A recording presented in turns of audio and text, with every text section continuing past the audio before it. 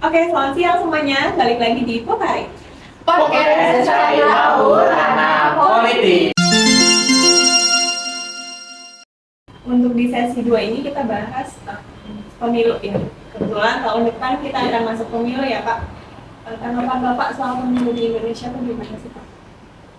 Pemilu di Indonesia yang jelas tanggapan saya harus sukses. Kemudian juga harus melibatkan sebanyak-banyak masyarakat. Karena legitimasi pemilu memang secara aturan ketentuan itu tidak mengenal namanya apa diskusi, tetapi ketika tingkat partisipasi rendah itu akan mengukur legitimasi. Ya, kita pengalaman sudah di atas 70% tingkat partisipasi politik, diharapkan sebanyak-banyaknya dengan sukses ini adalah keterlibatan masyarakat aktif dalam proses pemilu. Jadi tidak ada lagi golput, ya. Karena ini kan bukan sebuah sikap demokratis, tetapi sikap yang tidak memperdulikan apa yang sudah terjadi. Jadi harus sukses, dan kita lihat tahapan sekarang sudah berjalan, sudah lolos 17 partai politik, bahkan sudah pembentukan panitia penyelenggara. Kabupaten Bandung contohnya baru 2 hari yang lalu itu pembentukan panitia penyelenggara pemilu kecamatan. Itu ada KPU di kabupaten, ada PPK di kecamatan, ada PPS di desa, ada KPPS di lokasi pemungutan suara. Jadi sedang berjalan untuk pembentukan kampanye. Jadi mudah-mudahan bisa sukses. Semoga sukses ya Pak. Oke. Yang ingin saya tanyakan mungkin menambahkan untuk struktur penyelenggaraan pemilu itu seperti apa? Ya. Dari mulai yang kendali. Jadi negara sudah menetapkan undang-undang tentang penyelenggaraan pemilu. Penyelenggara pemilu itu ada KPU, Komisi Pemilihan Umum, itu mendapat mandat untuk menyelenggarakan pemilu. Juga ada Bawaslu, Badan Pengawas Pemilu. Ini 2 lembaga utama untuk penyelenggaraan pemilu. Nah, strukturnya sendiri KPU nanti akan membentuk struktur sampai ke tingkat lokasi pemungutan suara. Jadi ada KPU pusat, ada KPU provinsi, ada KPU kabupaten kota, ada PPK di tingkat kecamatan, yaitu panitia pemilihan kecamatan, ada PPS di tingkat desa, panitia pemilihan desa, ada KPPS, kelompok penyelenggara pemungutan suara di tingkat KPPS. Jadi strukturnya sampai ke tingkat pemilih. Ini cukup banyak, apalagi kalau melihat kita Indonesia. Jadi cukup banyak masyarakat yang terlibat dalam kelompok penyelenggara. Kan kalau untuk KPU ini sendiri ini bersifat permanen ya, dia 5 tahun sekali. Tapi kalau untuk penyelenggara di level kecamatan sampai ke KPPS ini temporer. Jadi pada saat penyelenggaraan pemilu dilakukan, setelah selesai tahapan mereka dibubarkan. Saya mau nanya nih Pak, Iya. sebagai orang awam ya, syaratnya ikut TPS itu apa sih? Terus tugas dan mengenai TPS itu? PPS ya. Jadi tadi sudah disampaikan bahwa untuk pemilu ini ada struktur penyelenggara ya. Ada pemilihan formal, itu ada yang ad hoc, itu PPK, PPS, sampai KPPS. Kalau PPS itu adalah struktur penyelenggara pemilu tingkat desa. Jadi PPS itu panitia pemilihan suara, panitia pemilihan suara di tingkat desa PPS. Nah, kapan atau siapa yang bisa bergabung di situ? Seluruh warga desa bisa bergabung. Tentu nanti ada proses seleksi. Apa yang proses seleksi? Salah satu yang seleksi karena dia penyelenggara pemilu itu tidak boleh partisan, tidak boleh anggota partai. Jadi kalau syarat-syarat umumnya mah bertakwa pada Tuhan, sehat jasmani rohani, usia sudah dewasa, kalau itu umum. Nah yang spesifiknya adalah dia harus orang dewasa. Jadi bukan anggota partai, tidak terafiliasi partai. Jadi semua warga negara bisa menyelenggara PPS. Kemudian juga tugasnya dia mengkoordinasikan penyelenggaraan pemilihan di tingkat desa. Jadi nanti dia membawa di KPPS, KPPS itu kelompok penyelenggara pemungutan suara. Jadi satu desa, kalau misalnya pakai hitungan satu TPS-nya itu ada 600 pemilih. Kalau di satu desa ada misalnya 60.000 pemilih, berarti 60.000 dibagi 600, berapa tuh? Berarti ada 100 TPS. Ya, jadi 100 TPS itu berarti ada 100 kelompok penyelenggara pemungutan suara KPS. Itu kalau PPS. Politik uang, nah ini kan memang sering menjadi pembicaraannya di masyarakat, di opini publik, media sosial, ketika menjelang pesta demokrasi, itu muncul politik uang. Nah, saya coba memberikan pandangan. Pertama, memang ada politik uang yang diartikan itu sebagai kegiatan yang pragmatis. Bahwa ketika ada proses pemilu, ada proses pilkada, beredar uang. Bukan kita dengar apa namanya serangan kaca, ya subuh-subuh itu banyak ambo berterbang. Ya. Itu memang bisa diartikan dalam perspektif sederhana sebagai politik uang. Nah, dalam proses demokrasi tentu ini yang menjadi hal karena apa? Mempengaruhi pemilih untuk menentukan. Jadi akhirnya pemilih tidak memilih berdasarkan pertimbangan-pertimbangan yang rasional, tapi berdasarkan keterikatan karena uang. Ini memang PR besar bagi kita semua, bagaimana menjaga masyarakat tidak terayu oleh politik uang, juga menjaga partai politik berpegang pada idealisme, pada visi misi partai. Ini proses pembelajaran politik yang harus dilakukan. Tetapi ada juga yang mungkin tidak dihindarkan ketika ada proses pemilu, ada proses pilkada, pasti ada ongkos politik. Contoh misalnya tim sukses mengundang konstituen berkunjung ke masyarakat, ya mungkin dia butuh operasional, mungkin memberikan semen, makan, memberikan kebaikan, sepanjang tidak diartikan dalam bentuk melanggar norma-norma yang ditetapkan KPU, pasti ada proses politik, ada operasional. Walaupun sebetulnya di sistem politik sekarang pemilu, pemerintah mencoba mencegah secara tegas, misalnya begini.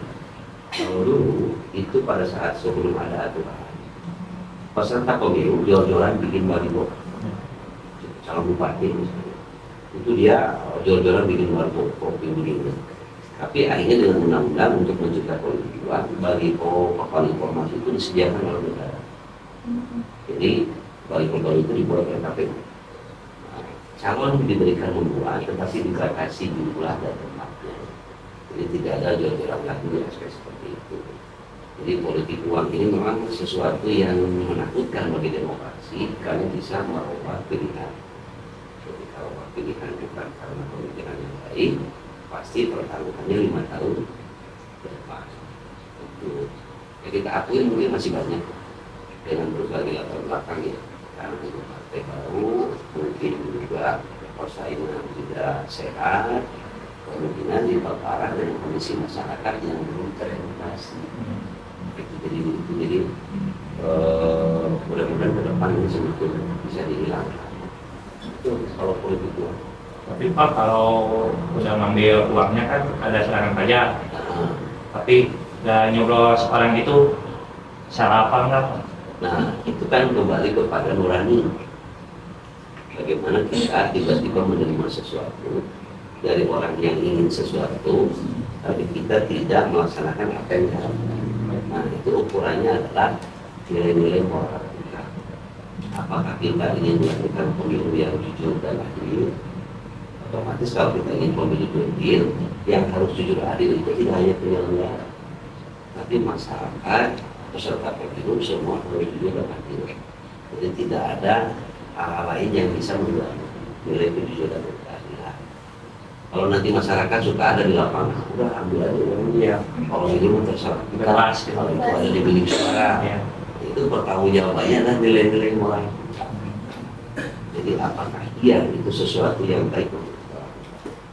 Karena kita itu kalau dalam proses pilkada atau pemilu seorang calon itu mengeluarkan dana, pasti ketika terpilih dia akan menghitung biaya yang dikeluarkan.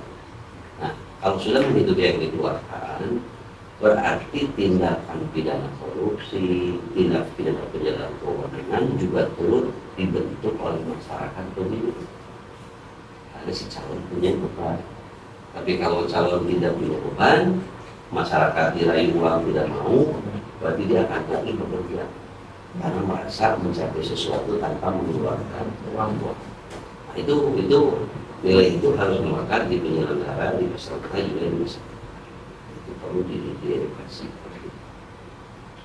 Hubungan sama politik uang juga ya Pak ya. Mungkin ada beberapa partai yang mengarah ke masyarakat menengah ke bawah. Biasanya kan mereka pendidikannya nggak ini ya, kurang teredukasi tentang politik. Terus kadang suka apa ya, istilahnya disogok gitu ya Pak ya, diiming-imingi dengan barang yang mereka butuhkan biasanya kan. Nah jadi menurut Bapak di situ tuh sebetulnya siapa yang harus diedukasi, partainya kah atau masyarakatnya, atau dua-duanya harus diedukasi? Ya, saya kira ini tadi masih nyambung ya. Ya gitu. Baik, karena ini di lapangan banyak terjadi. Siapa yang harus bertanggung jawab? Kalau kita lihat undang-undang, partai politik itu diberikan mandat oleh negara, oleh undang-undang untuk melakukan pendidikan politik. Jadi kalau dulu zaman Orde Baru, pendidikan politik itu ada di pemerintah, pusat, di daerah, seperti pembina pendidikan politik. Kalau di reformasi, di undang-undang partai politik, pendidikan politik menjadi tugas partai politik. Karena ini menghimpun anggota-anggotanya yang sama pandangan, sama cita-cita berbeda, yang melakukan proses pendidikan politik. Nah, ketika terjadi aspek itu, nah tadi mungkin telah saya sampaikan bahwa tantangan demokrasi di negara berkembang itu akan terpengaruh oleh tingkat ekonomi. Tingkat ekonomi akan berukur dari tingkat pendidikan. Jadi ketika masyarakat tingkat ekonomi, tingkat pendidikan masih banyak menengah ke bawah, ini pasti akan menjadi ujian ketika terjadi proses politik. Karena sudah tidak bicara rasionalitas, bicaranya emosional, bicaranya tidak enak, bicaranya tidak pakiru, jadi menguji masalahnya menjadi tidak rasional. Nah, makanya pemilu dengan seperangkat aturannya sudah cukup kuat melarang praktek-praktek politik. Kemudian apabila calon untuk pemilihan kepala daerah tertangkap politik uang juga ada sanksi, bahkan bisa dibatalkan. Partai politik peserta pemilu politik uang juga bisa dibatalkan kepesertaannya dalam pemilu. Jadi memang ini yang akan menciderai, kan kita tahu ya, ketika bicara demokrasi, implementasi dalam pemilu, demokrasi itu kan kedaulatan rakyat, suara rakyat, suara Tuhan. Itu yang membuat kita menganggap demokrasi sistem yang paling baik. Ya, itu sebagai analogi suara rakyat, suara Tuhan. Tapi bagaimana ketika memilihnya diraih oleh uang? Kan bisa terjadi suara rakyat, suara uang, suara rakyat, suara sembako. Iya. Berarti nanti proses pemilihannya bukan berdasarkan nilai-nilai ketuhanan, tapi berdasarkan nilai-nilai keuangan, nilai-nilai kesembakoan, nilai-nilai Janji. Ya, jadi ini pertanggungjawaban semua, pertama pemerintah sebagai penyelenggara negara, tapi tentu tetap dengan tadi infrastruktur politik dan suprastruktur politik. Yang berikutnya termasuk akademisi, kampus. Kampus itu kan wilayah-wilayah yang kuat untuk melahirkan pemikiran-pemikiran, menjaga integritas, menjaga netralitas, juga sebagai pemberi pendapat ya ketika ada persoalan masyarakat yang membutuhkan tindakan masyarakat. Ini semua harus bergerak ini melakukan pembinaan. Bapak, kan ini masih dalam pembahasan politik uang ya. Ya. Nah, saya mau bertanya, kalau misalkan kan ada yang suka memberikan sembako, uang atau baju pantai, kayak itu, kan membutuhkan biaya yang cukup besar ya. Nah, itu tuh uang dari itu tuh uangnya dari pribadi kita atau berapa persen dari pemerintah atau gimana? Nah, ini juga menarik ya. Pertama tadi saya sampaikan bahwa untuk pilkada pemerintah mencoba memfasilitasi semua membutuhkan. Jadi dari mulai penyelenggara sampai bahkan ke baliho untuk bahan publikasi itu sudah diakomodir. Jadi calon dibatasi supaya tidak ada jor-joran pembuatan media kampanye. Ketika masuk hal-hal yang tadi memang ada dikenal di pemilu itu ada alat peraga kampanye, ada alat peraga kampanye pilkada, alat peraga kampanye pemilu. Apa saja alat peraga itu? Ada baliho, ada spanduk, ada stiker, ada billboard, ada media televisi, ada diskusi, ada pertemuan tertutup, pertemuan terbuka, itu media kampanye. Nah kalau kaos juga termasuk alat peraga, tetapi itu dibiayai oleh peserta pemilu, oleh peserta pilkada. Sembako ini kan yang tadi pasti akan menjadi pos besar, akan biaya menjadi besar. Itulah yang dikhawatirkan nanti mempengaruhi kebijakan ketika dia terpilih. Karena keluar sekian miliar, itu apa terus sembako? Kalau itu turun ke masyarakat, udah mumpung datang lagi butuh kita minta sembako. Nah, gitu ya. Iya. Begitu dia terpilih, dilantik, pasti dia berpikir itu. Padahal negara sudah mencukupi, tapi kan tergoda, kemudian takut tidak dipilih, kemudian pasti takut tidak benar. Makanya kan dalam salah satu sunnah Rasulullah SAW, jangan pernah memberikan jabatan kepada orang yang berambisi. Jangan pernah memberi jabatan pada orang yang meminta. Karena apa? Pasti tidak akan. Jadi jabatan itu kepercayaan, pilihan juga kepercayaan. Makanya demokrasi suara tunang itu. Yang penting apa untuk calon, tunjukkan nilainya. Kalau untuk partai politik tunjukkan visi misi, tunjukkan kiprah selama bisa pernah berkuasa. Jadi itu pasti dari luar pribadi. Tapi efeknya nanti. Jadi persoalannya pengambilan. Siapa yang berperan? Masyarakat yang suka. Dia jangan pernah jadi yang suka memilih. Jadilah yang suka memberi. Tangan di atas lebih baik daripada tangan di bawah. Tadi soal golput. Nah, golput ini memang juga untuk milenial sekarang. Ini juga menjadi kekhawatiran.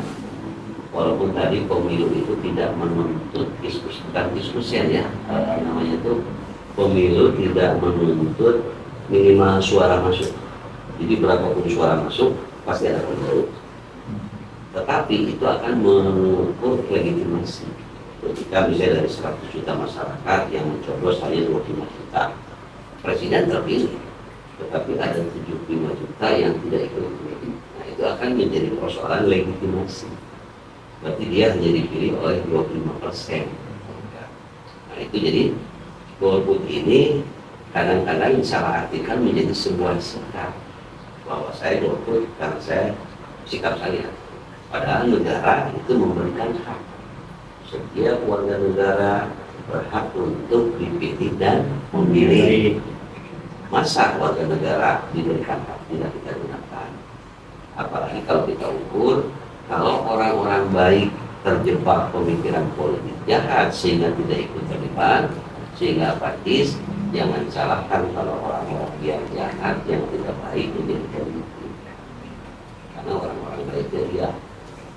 Jadi golput ini sebetulnya tantangan buat kita untuk memperkuat legitimasi, untuk meningkatkan kecerdasan politik rakyat bahwa dia berhak untuk menentukan.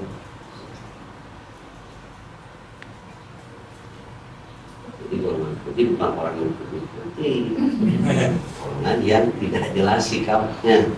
Ya. Jadi sayang kalau warga negara tidak memanfaatkan, karena di tempat lain ada warga negara yang politiknya yang satu. Dan tadi ada pelanggaran konstitusi. Masih boleh? Oh lanjut nih Pak, tadi ada istilah legitimasi. Mungkin kita yang belum tahu legitimasi Ya. apa. Jadi legitimasi itu terminologi dasarnya adalah pengakuan. Kemudian juga banyak sekali pendekatan teorinya. Pengakuan, kemudian juga penerimaan, gitu ya. Intinya bahwa legitimasi adalah masyarakat yang mengakui sebuah proses, sebuah keputusan sehingga merasa menjadi bagian dari proses pengambilan keputusan. Jadi legitimasi itu rasa memiliki juga bisa diartikan, atau keterlibatan, atau juga pengesahan tadi. Jadi kalau dianalogikan tadi ada 100 pemilih yang memilih cuma 10, pemilu berlangsung, pasti ada pemenang. Tapi bagaimana kita itu yang milih 10, yang tidak memilih 90. Orang yang tidak memilih akan bersikap, Anda tidak saya akui karena saya tidak memilih Anda. Itu yang dimaksud legitimasi. Jadi ada legitimasi, ada delegitimasi. Apa itu? Pengingkaran. Padahal warga negara sudah diatur hak dan kewajiban.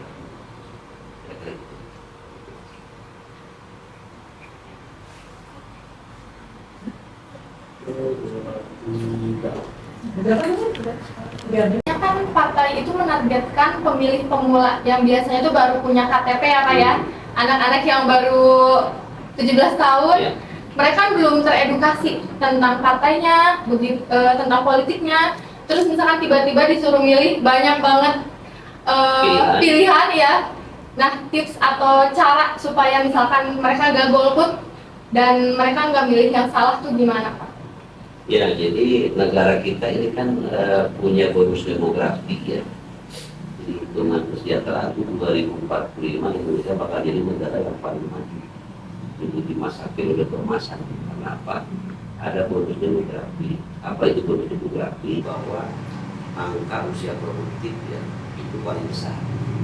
Jadi pertumbuhan walaupun cukup tinggi dan itu secara bersamaan menjadi baby boomer gitu ya.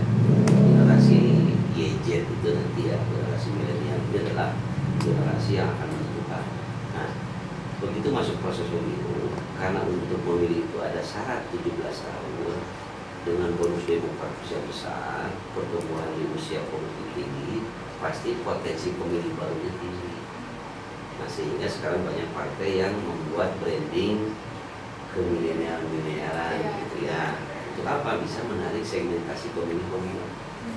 Jadi bagaimana dia membuat baliho atau ajakan atau kampanye yang sedikit atraktif gitu ya, pakai talent-talent yang disukai oleh milenial dengan gaya pakaian yang milenial gitu ya. Nah, bagaimana milenial bisa tidak melakukan kesalahan dalam pemilih?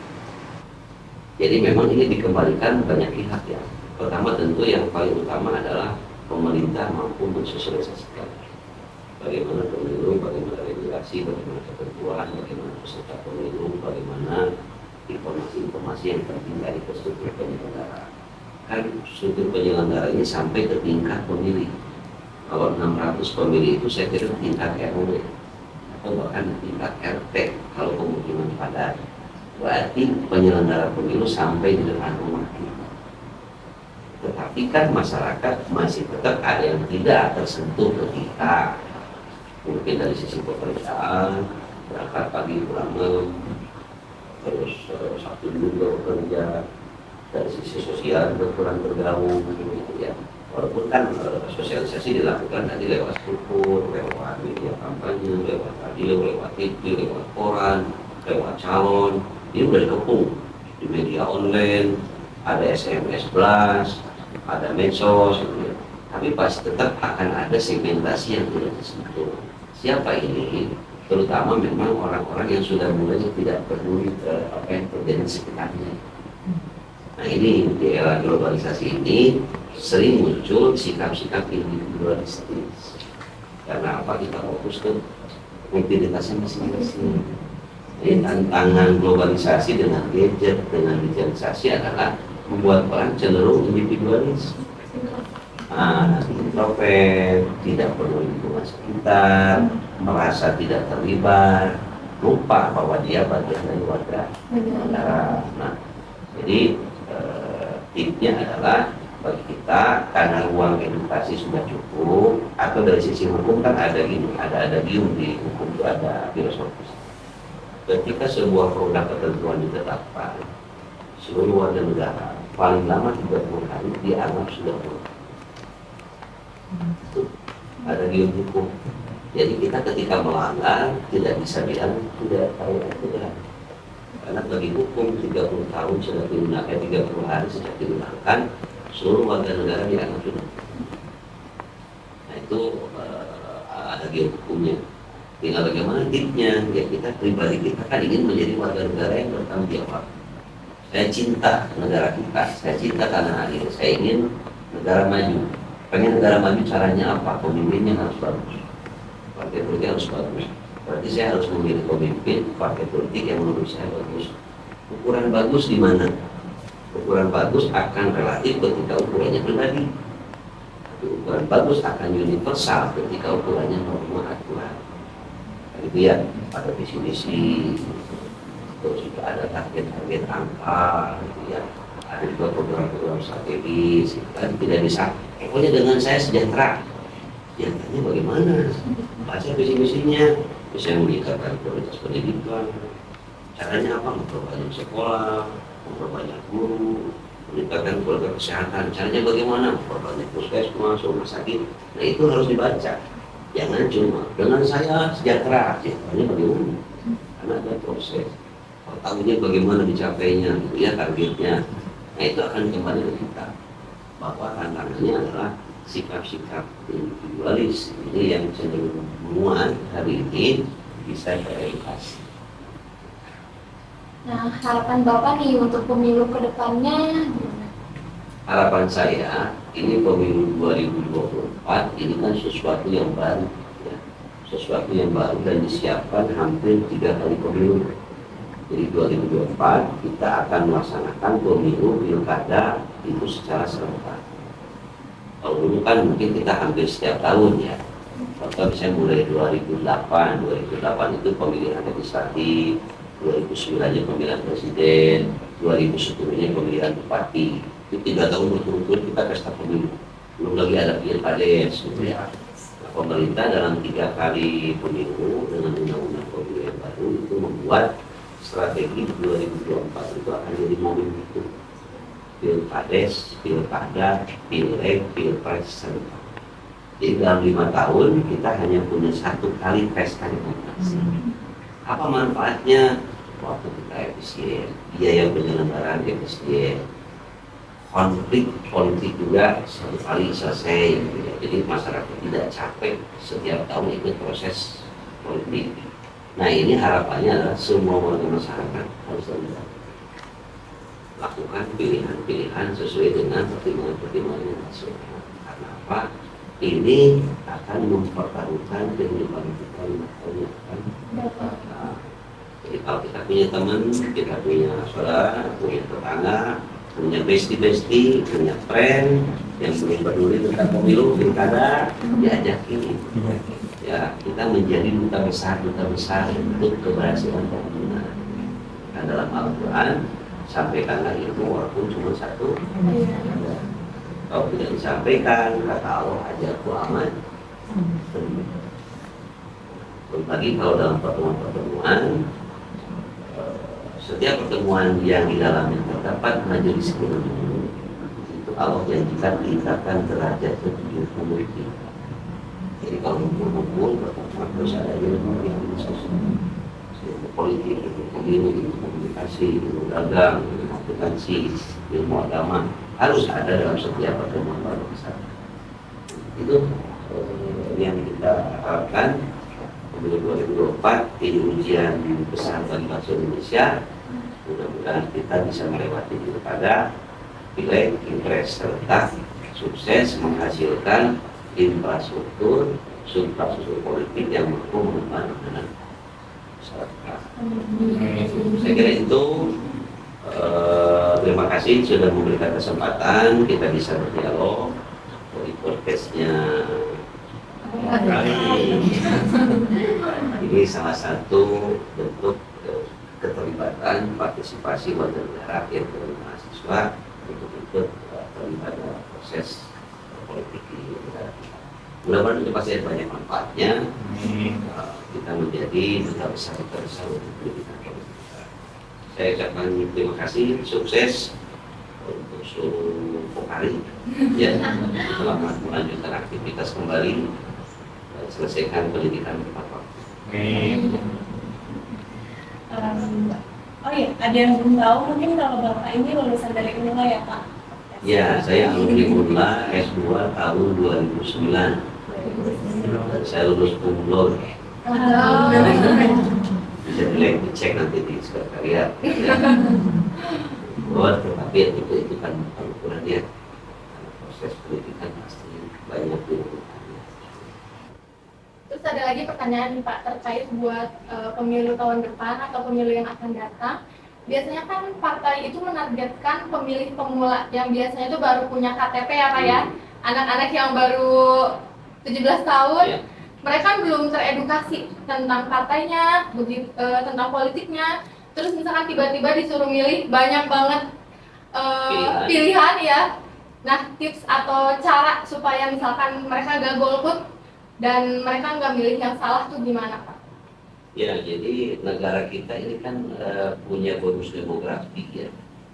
Jadi hitungan kesejahteraan 2045 Indonesia bakal jadi negara yang paling maju. Jadi di masa periode kemasan. Kenapa? Ada bonus demografi. Apa itu bonus demografi? Bahwa angka usia produktif ya itu paling besar.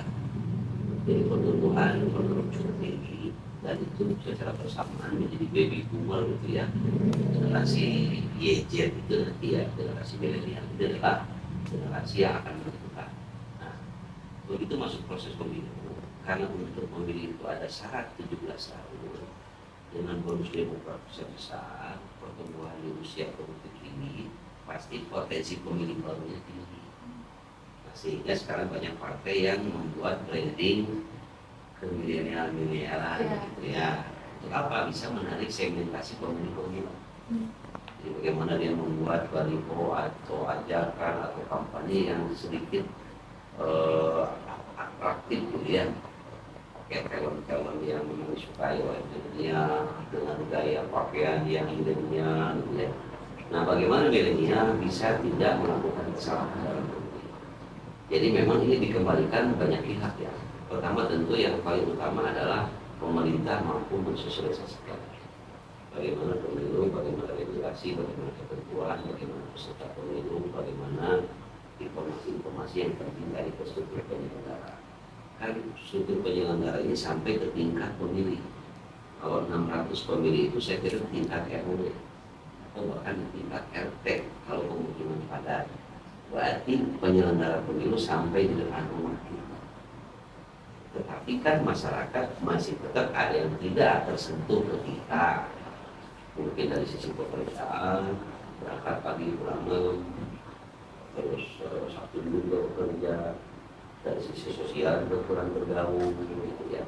Walaupun kan sosialisasi dilakukan tadi lewat struktur, lewat media kampanye, lewat radio, lewat TV, lewat koran, lewat calon, ini udah dikepung di media online, ada SMS blast, ada medsos, gitu ya. Tapi pasti tetap akan ada segmentasi yang tidak tersentuh. Siapa ini? Terutama memang orang-orang yang sudah mulai tidak peduli apa yang terjadi di sekitarnya. Nah, ini di era globalisasi ini sering muncul sikap-sikap individualistis. Karena apa? Kita fokus ke identitasnya masing-masing. Jadi tantangan globalisasi dengan gadget, dengan digitalisasi adalah membuat orang cenderung individualis. Introvert, tidak perlu lingkungan sekitar, merasa tidak terlibat, lupa bahwa dia bagian dari warga negara. Nah, jadi tipsnya adalah bagi kita, karena ruang edukasi sudah cukup, atau dari sisi hukum kan ada gium di hukum itu ada filosofis.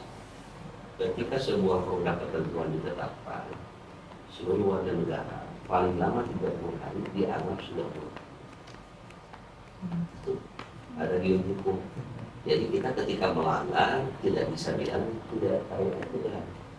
Karena bagi hukum 30 tahun sudah digunakan, 30 hari sejak digunakan, seluruh warga negara dianggap sudah. Nah itu ada gium hukumnya. Tinggal bagaimana tipsnya? Ya kita pribadi kita kan ingin menjadi warga negara yang bertanggung jawab. Saya cinta negara kita, saya cinta tanah air, saya ingin negara maju. Pengen negara maju caranya apa? Pemimpinnya harus bagus, partai politik harus bagus. Berarti saya harus memilih pemimpin partai politik yang menurut saya bagus. Ukuran bagus di mana? Ukuran bagus akan relatif ketika ukurannya pribadi. Tapi ukuran bagus akan universal ketika ukurannya norma aturan. Itu ya, ada visi-visi, terus juga ada target-target angka, gitu ya. Ada juga program-program strategis, kan tidak bisa. Pokoknya dengan saya sejahtera. Ya tanya bagaimana? Baca visi-misinya, Misalnya meningkatkan kualitas pendidikan, caranya apa? Memperbanyak sekolah, memperbanyak guru, meningkatkan kualitas kesehatan. Caranya bagaimana? Memperbanyak puskesmas, rumah sakit. Nah itu harus dibaca. Jangan cuma dengan saya sejahtera, sejahteranya bagaimana? Karena ada proses. Tahunya bagaimana dicapainya, gitu ya targetnya. Nah itu akan kembali ke kita. Bahwa tantangannya adalah sikap-sikap individualis ini yang cenderung menguat hari ini bisa teredukasi. Nah, harapan Bapak nih untuk pemilu ke depannya gimana? Harapan saya ini pemilu 2024 ini kan sesuatu yang baru, ya. Sesuatu yang baru dan disiapkan hampir 3 kali pemilu. Jadi 2024 kita akan melaksanakan pemilu pilkada itu secara serentak. Kalau dulu kan mungkin kita hampir setiap tahun ya. Contoh misalnya mulai 2008 itu pemilihan legislatif, 2009-nya pemilihan presiden, 2010-nya pemilihan bupati. Itu 3 tahun berturut-turut kita pesta pemilu. Belum lagi ada pilkades gitu ya. Nah, pemerintah dalam 3 kali pemilu dengan undang-undang pemilu yang baru itu membuat strategi 2024 itu akan jadi momentum pilkades, pilkada, pilek, pilpres serentak. Jadi dalam 5 tahun kita hanya punya 1 kali pesta demokrasi. Apa manfaatnya? Waktu kita efisien, biaya penyelenggaraan efisien, konflik politik juga 1 kali selesai.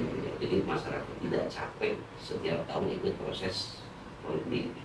Nah ini harapannya adalah semua warga masyarakat harus terlibat. Lakukan pilihan-pilihan sesuai dengan pertimbangan-pertimbangan nasional. Karena apa? Ini akan mempertaruhkan kehidupan kita 5 tahun yang akan datang.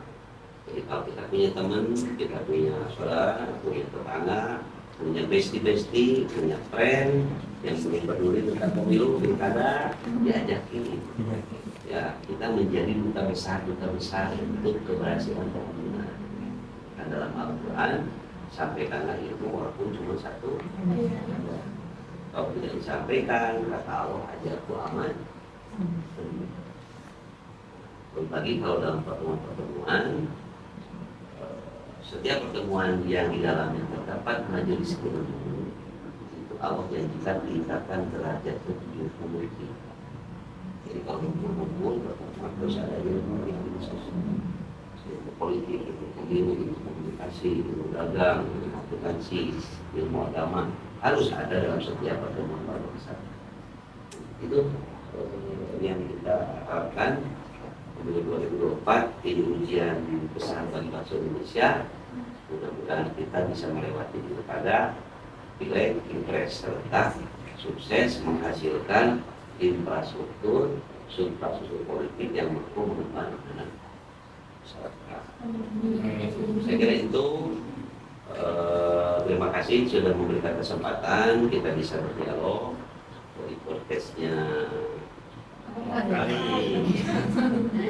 Ini salah satu bentuk keterlibatan partisipasi warga negara yang mahasiswa untuk ikut terlibat dalam proses politik di negara kita. Mudah-mudahan itu pasti ada banyak manfaatnya. Kita menjadi duta besar untuk pendidikan politik. Saya ucapkan terima kasih, sukses untuk seluruh Pokari. Ya, selamat melanjutkan aktivitas kembali. Selesaikan pendidikan tepat waktu. Oh iya, ada yang belum tahu mungkin kalau Bapak ini lulusan dari UNLA ya Pak? Ya, saya alumni UNLA S2 tahun 2009. Saya lulus kumlot. Bisa dicek nanti di sekretariat. Tetapi itu kan ukurannya. Oke teman-teman, kita udah ada di acara ya. Kita tadi udah bahas politik, pemilu, dan kita udah dapat banyak ilmu dari Pak Sertusuma, Esos, MSI. Semoga nanti kita bisa ketemu lagi di podcast selanjutnya. Semoga ini tetap bisa berjalan terus ya. Terima kasih, selamat siang.